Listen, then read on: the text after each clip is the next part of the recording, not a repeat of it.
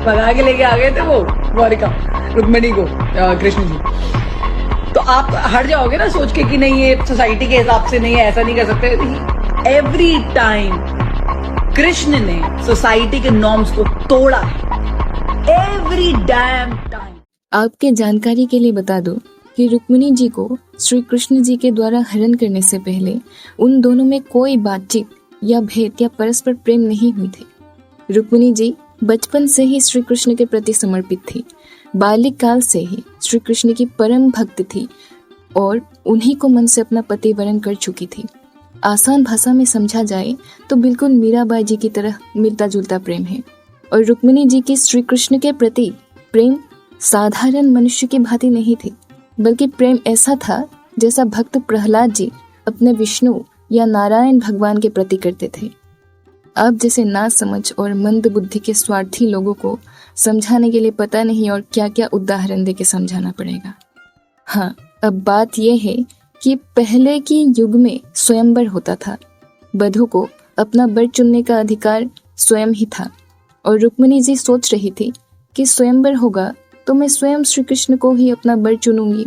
और रुक्मिणी जी के साथ उनके पिता भीष्मक जी और उनकी माता जी को भी रुक्मिणी जी के निर्णय पर सहमति था।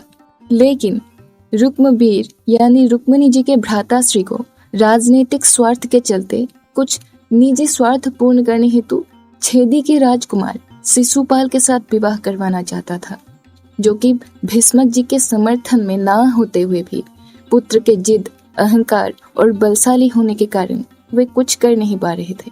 और इसीलिए देवी रुक्मिणी जी ने पत्रक लिखी श्री कृष्ण के लिए और उन्हें भक्त की मान, प्रेम और स्वाभिमान की रक्षा के खातिर अनुरोध किया और कहा कि मैं आपको बाल्यकाल से ही अपना स्वामी, भगवान और पति मान चुकी हूँ।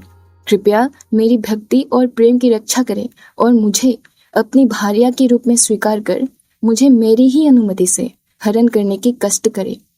तब हमारे प्यारे भगवान श्री कृष्ण ने रुक्मिणी जी की अनुमति से ही देवी माँ की मंदिर से कहे अनुसार देवी रुक्मिणी जी का वरण किया, जिसे आप जैसे स्वार्थी लोग अपने हित के चलते अपनी स्वार्थ की रक्षा के लिए भगा कर लेके जाना समझते हैं। जिससे कि आजकल के बहुत से सो कॉल प्रेमिक अपने ही सेल्फ ईगो के लिए कहा करते हैं कि भगवान श्री कृष्ण ने भी तो भगा कर शादी किया था।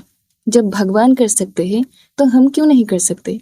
अपनी गलती मान लेने में क्यों इतनी दिक्कत होती है तुम लोगों को? ये तो भगवान ही जाने। खुद को ही भगवान तो नहीं समझ के बैठी आप लोग। क्षमा कीजिएगा, पर आजकल के लोगों को अपनी गलती स्वीकार करने में बहुत कष्ट होती है। अगर आप में से किसी को कुछ समझ में नहीं आया या फिर किसी और टॉपिक में ऐसी वीडियो चाहिए तो कमेंट करके बता दीजिएगा। मेरे चैनल से जुड़े रहने के लिए चैनल को सब्सक्राइब करके बेल आइकन को प्रेस कर लीजिएगा।